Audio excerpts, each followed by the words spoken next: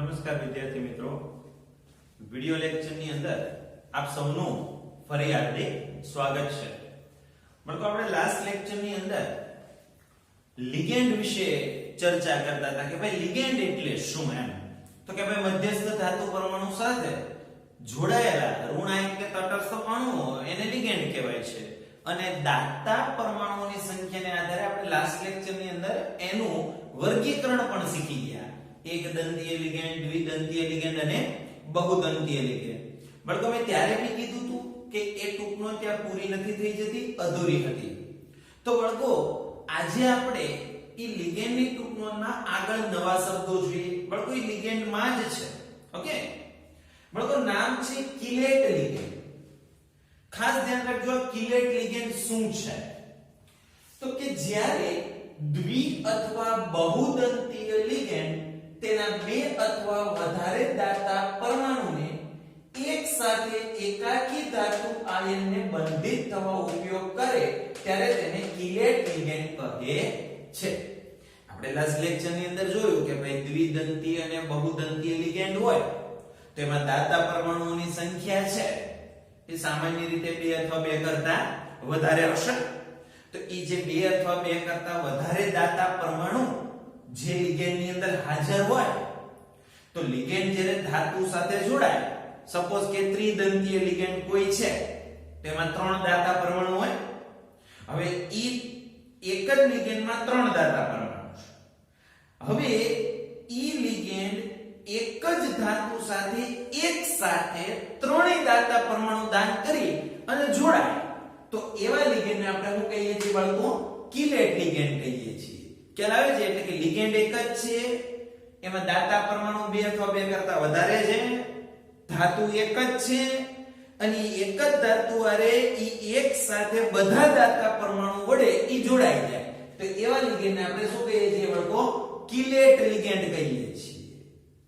અને આવા લિગેન્ડિંગ સમૂહની સંખ્યાને લિગેન્ડને શું કહેવાય? દંતીયતા. આપણે ખબર લાસ્ટ લેક્ચરમાં જે વર્ગીકરણ કર્યું, એક દંતી, દ્વિદંતી, બહુદંતી. દંતીયતા શું? તો કે લિગેન્ડ ધાતુ આરે બંધિત થવા માટે જે પરમાણુઓનો યુઝ કરે એની દંતીયતા કહેવાય. તો જો એક જ લિગેન્ડમાં 2 દાતા પરમાણુ હોય મતલબ એની દંતીયતા કેટલી થઈ? 2 થઈ તો એને દ્વિદંતીય લિગેન્ડ કહેવાય.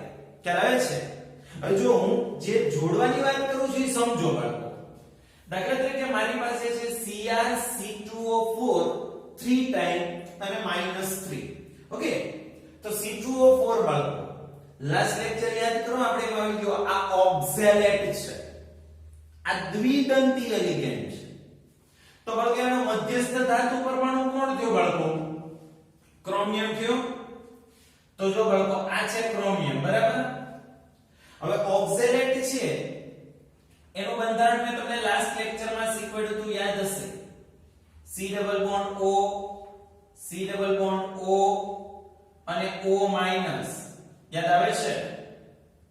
હવે આ બંને ઓક્સિજન પાસે ઇલેક્ટ્રોન યુગ્મ હોય તો જો આ લિગેન્ડ એક જ છે એમાં દાતા પરમાણુ કેટલા છે? 2 છે. હવે બે દાતા પરમાણુ એક સાથે ક્રોમિયમને ઇલેક્ટ્રોન યુગ્મનું દાન કરે. તો જો આ જે લિગેન્ડ છે કે જેમાં 2 દાતા પરમાણુ છે એક સાથે બંને દાતા પરમાણુ એક જ ધાતુને ઇલેક્ટ્રોન યુગ્મનું દાન કરે છે તો આ લિગેન્ડ કેવો લિગેન્ડ ગણાય બાળકો? કિલેટ લિગેન્ડ. પણ આ કેટલી વાર જોડવાનું બાળકો? જો 3 વાર છે. તો જો એને આવી રીતે જોડી શકાય.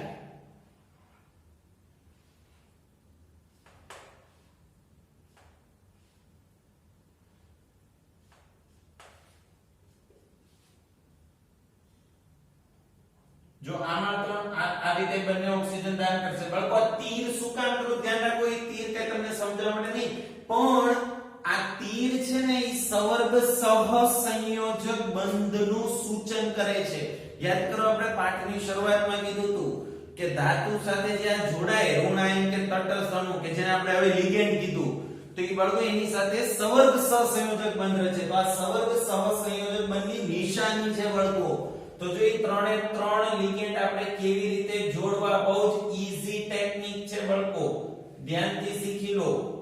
કોઈ માથાકૂટ કરવા જેવી છે નહીં. એકદમ ઈઝી ટેકનિક કે જો આ બંને ઓક્સિજન ઇલેક્ટ્રોન યુગ્મનું દાન કરીને જોડાય છે. વીજભાર કેટલો છે? -3. તો આખાની ઉપર વીજભાર આપણે કરશું -3. ક્લિયર થાય છે? સમજાય છે? ઓકે.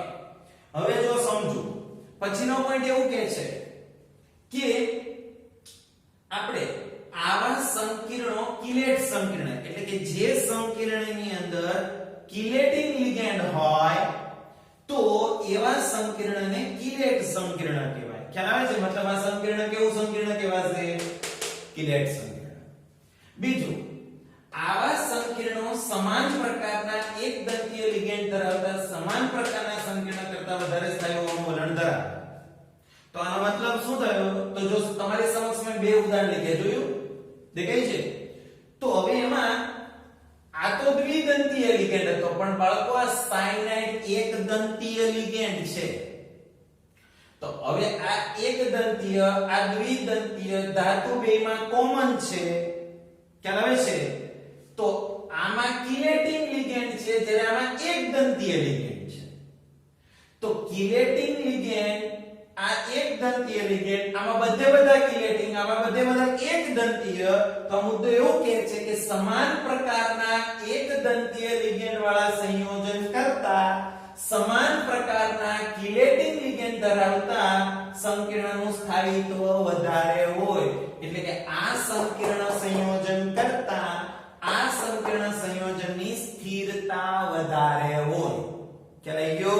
હવે શું કામ? એના કારણ વિશે આપણે પાઠમાં આગળ જતા શીખીશું, પણ હાલ પૂરતું ખાલી યાદ રાખો કે એક દંતીય સમાન પ્રકારના લિગેન્ડ ધરાવતા સંકીર્ણ કરતા સમાન પ્રકારના કિલેટિંગ લિગેન્ડ ધરાવતા સંકીર્ણનું સ્થાયીત્વ વધારે હોય છે. ક્લિયર? ઓકે. બળકો ત્યાર પછીનો શબ્દ છે ઉભયદંતી લિગેન્ડ. ઉભયદંતી લિગેન્ડ એટલે કે એમ્બિડેન્ટેડ લિગેન્ડ. હવે કોને કહેવાય બાળકો ઉભયદંતી લિગેન્ડ?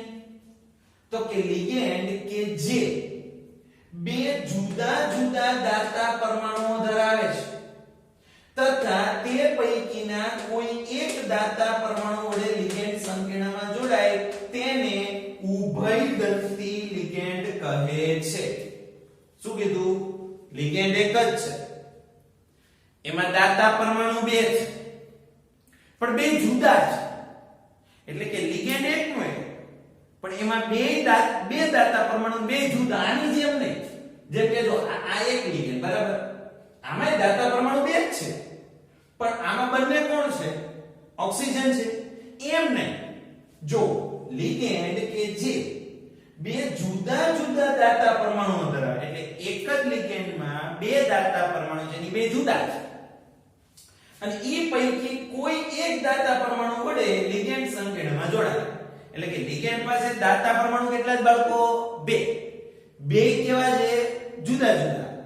પણ જ્યારે એને જોડાવાની વાત આવે ત્યારે બેમાંથી કોઈ એક જ પરમાણુનો જો ઉપયોગ કરે તો એને કેવો લિગેન્ડ કહેવાય બાળકો? ઉભયદંતી લિગેન્ડ કહેવામાં આવે છે. ખ્યાલ આવી ગયો? જો દાખલા તરીકે NO2 માઈનસ. હવે જો NO2 માઈનસ છે એમાં નાઇટ્રોજન પણ દાતા પરમાણુ તરીકે વર્તી શકે અને ઓક્સિજન પણ દાતા તરીકે વર્તી શકે. તો બળકો NO2 માઈનસ માં N અને O એમ બે દાતા છે, જો છે, પણ જ્યારે જોડાવાની વાત આવે ત્યારે કા નાઇટ્રોજન ઇલેક્ટ્રોન યુગ્મનું દાન કરીને જોડાય અને કા ઓક્સિજન ઇલેક્ટ્રોન યુગ્મનું દાન કરીને જોડાય. બે એક સાથે દાન કરતા નથી. જેમ કે જો આ NO2 માઈનસ તમારી સામે છે, જો એમાં દાતા પરમાણુ તરીકે કોણ વર્તે છે? નાઇટ્રોજન. જો M અને N વચ્ચે તીર છે, આ તીર એટલે કયો બંધ? યાદ કરો, સવર્ગ સહસંયોજક બંધ. અને આ તીર આમ કેમ થાય છે એનો મતલબ સમજો કે નાઇટ્રોજન ઇલેક્ટ્રોન યુગ્મનું દાન કરે છે. કોને? M ફોર મેટલ, ધાતુ. ખ્યાલ આવી ગયો? અને આ NO2 જ છે, જો NO2, પણ વળગામાં દાતા પરમાણુ કોણ છે? ઓક્સિજન છે. મતલબ આમાં ઓક્સિજન અને ધાતુ વચ્ચે સવર્ગ સહસંયોજક બંધ બને અને આમાં નાઇટ્રોજન અને ધાતુ વચ્ચે સવર્ગ સહસંયોજક બંધ બને. તો બાળકો અહીંયા આગળ એકનો એક લિગેન્ડ એમાં બે દાતા, પરંતુ જ્યારે દાન કરવાની વાત આવે ત્યારે કોઈ એક જ પરમાણુ વપરાશ થાય છે. તો બાળકો ત્યારે હવે આવું થાય ને એટલે આમાં એક કન્ફ્યુઝન થાય કે સાહેબ હવે લિગેન્ડ એકનો એક છે તો આપણે કઈ ત્રિકાળ જ્ઞાની તો હોય ની ખબર કેમ પડે કે આ કયા પરમાણુ વડે ધાતુ હારે જોડાણું. તો બાળકો એની માટે એને નામ આપવામાં આવે. જેમ કે જો અહીંયા મેં લખ્યું છે જો NO2 છે એ નાઇટ્રોજન વડે ધાતુ સાથે જોડાય તો નામ થાય નાઇટ્રાઇટો N, અને જો NO2 ઓક્સિજન વડે ધાતુ સાથે જોડાય તો નામ થાય બાળકો નાઇટ્રાઇટો O. ખ્યાલ આવી ગયો? પણ જૂની એક પેટર્ન એવી છે કે જો તમારે નાઇટ્રાઇટો N અને નાઇટ્રાઇટો O નો લખવું હોય તો N વડે દાન થાય તો નાઇટ્રો, અને O વડે દાન થયું હોય તો નાઇટ્રાઇટો. ક્લિયર થયો? બાળકો એવી જ રીતે એક બીજો લિગેન્ડ છે SCN. હવે SCN માં બાળકો સલ્ફર અને નાઇટ્રોજન એમ બે દાતા છે, પણ જ્યારે જોડાવાની વાત આવશે ત્યારે કાં તો સલ્ફર ઇલેક્ટ્રોન યુગ્મનું દાન કરશે કાં તો નાઇટ્રોજન દાન કરશે.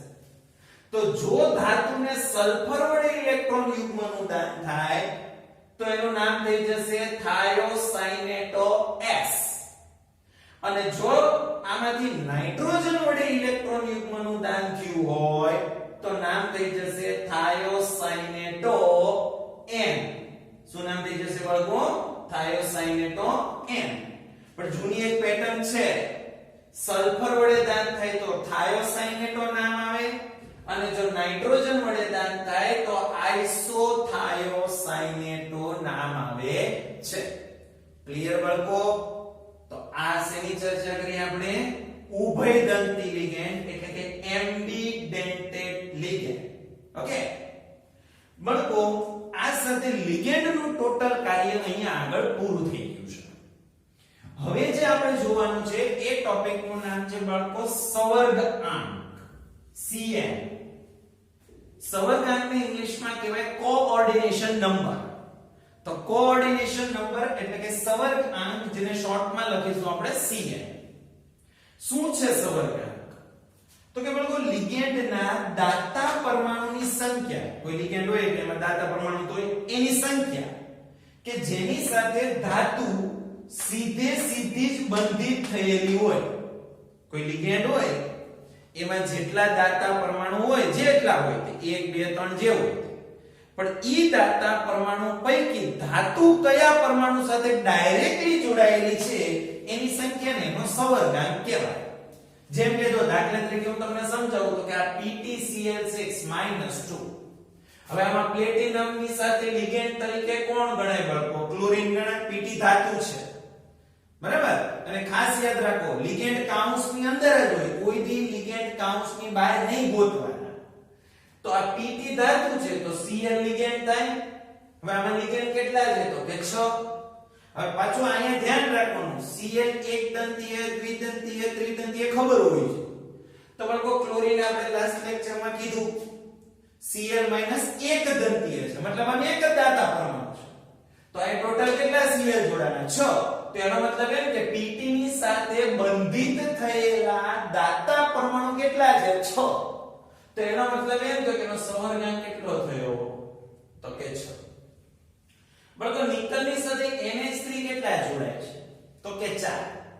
તો જો નિકલની સાથે NH3 4 જોડાય એમાંથી નાઇટ્રોજન ઇલેક્ટ્રોન યુગ્મનું દાન કરે. હવે નાઇટ્રોજન કેટલા ઇલેક્ટ્રોન યુગ્મનું દાન કરે? તો કે 1. તો એનો મતલબ એમ કે નિકલ કેટલા NH3 જોડાણો? 4. મતલબ એ 4 નાઇટ્રોજન ડાયરેક્ટલી જોડાયેલો છે. તો એનો મતલબ એમ કે નિકલનો સવર્ગાંક કેટલો થશે બાળકો? 4. પછી FeC2O4 3 ટાઈમ -3. બાળકો આવામાં જ ખાસ ધ્યાન રાખજો, અહીંયા ભૂલ થવાની પૂરેપૂરી શક્યતા છે. આ C2O4 3 ટાઈમ આ ઓક્ઝેલેટ છે, યાદ કરો. આ દ્વિદંતીય, આજે જ આપણે શીખ્યા. જો લિગેન્ડ એક છે પણ એમાં દાતા પરમાણુ કેટલા છે? 2. મતલબ લિગેન્ડ એક છે પણ એમાંથી ધાતુ સાથે ડાયરેક્ટલી કેટલા પરમાણુ બંધિત થાય? તો કે એક લિગેન્ડમાંથી 2 પરમાણુ બંધિત થાય. તો હવે વિચાર કરો, એક લિગેન્ડમાંથી 2 પરમાણુ ડાયરેક્ટલી બંધિત થાય, બરાબર? તો આવા કેટલા લિગેન્ડ છે? 3. તો ધાતુ સાથે લિગેન્ડમાંથી ડાયરેક્ટલી બંધિત થતા પરમાણુ કેટલા? તો કે 6 થાય 1 માંથી 2 તો 3 માંથી 6 તો એનો મતલબ એમ કે આમાં Fe નો સહગુણાંક કેટલો આવે 6 આવે બળકો COEN3 3 બળકો En એટલે લાસ્ટ લેક્ચર માં કીધું તું ઇથેન 1,2 ડાયમાઇન ઇથિલિન ડાયમાઇન આવી રીતે લખાય બાળકો CH2NH2 બોન્ડ CH2NH2 બાળકો આમાં નાઇટ્રોજન વડે બંધિત થાય તો એક જ લિગેન્ડ માં કેટલા ધાતા જોવો તો 2 છે બે નાઇટ્રોજન જ છે જો તો મતલબ ધાતુ સાથે એક જ લિગેન્ડ બે પરમાણુ વડે બંધિત થાય છે તો એનો મતલબ એમ કે એક લિગેન્ડ માંથી બે પરમાણુ બંધિત થાય તો એવા કેટલા લિગેન્ડ લીધા તમે 3 તો 3 દુ 6 તો CO નો સહગુણાંક કેટલો થશે બાળકો 6 થઈ જશે ખ્યાલ આવે છે અને અહીં એ નોંધવું અગત્યનું છે કે સહગુણાંક માટે મધ્યસ્થ પરમાણુ કે આયન સાથે લિગેન્ડ દ્વારા રચાતા સિગ્મા બંધની સંખ્યા માત્ર ધ્યાને લેવાય છે પરંતુ જો પાઈ બંધ રચાય તો એને ધ્યાને નથી લેવાના મતલબ શું તો કે જો આ બધા આપણે બંધ દેખાડીએ આ બધા સિગ્મા બંધ હોય બાળકો કયા બંધ હોય સિગ્મા બંધ હોય તો સહગુણાંક માટે આપણે માત્ર સિગ્મા બંધ જોવાના મતલબ ધાતુ સાથે લિગેન્ડ બંધિત થાય સવર્ગ સહસંયોજક બંધ બને તો બસ ઈ સવર્ગ સહસંયોજક બંધની સંખ્યા એટલે કે સિગ્મા બંને ધ્યાનમાં લેવાના પાઈ બંને નહીં હવે અહીંયા પ્રશ્ન થાય છે આમાં પાઈ બંધની શક્યતા કઈ રીતે બરાબર ચેપ્ટરમાં આગળ જતા જો આપણે બેક ડોનેશનની ઘટના આવશે ત્યારે હું તમને ડિટેલ પાછી ચર્ચા કરીશ કે પાઈ બંધ કઈ રીતે આવતા હોય તો યાદ રાખો સહગુણાંક માટે માત્ર ને માત્ર સિગ્મા બંધ એટલે કે લિગેન્ડ વડે ધાતુ સાથે રચાતા સવર્ગ સહસંયોજક બંધની સંખ્યા એટલે તમારો સહગુણાંક ક્લિયર થાય છે બાળકો તો આ હતી આપણી સહગુણાંક વિશેની ટૂંક નોંધ સમજણ વાતનું લેક્ચર બધાને ઓકે બાળકો તમને ફરી એક વખત વિનંતી છે કે અમારા દ્વારા તમને જે વિડિયો લેક્ચર આપવામાં આવે છે જો તમને પસંદ આવે છે તો એને લાઈક કરો અને એને વધુમાં વધુ શેર કરો કે જેથી બીજા વિદ્યાર્થીઓને એનો લાભ મળી શકે ઓકે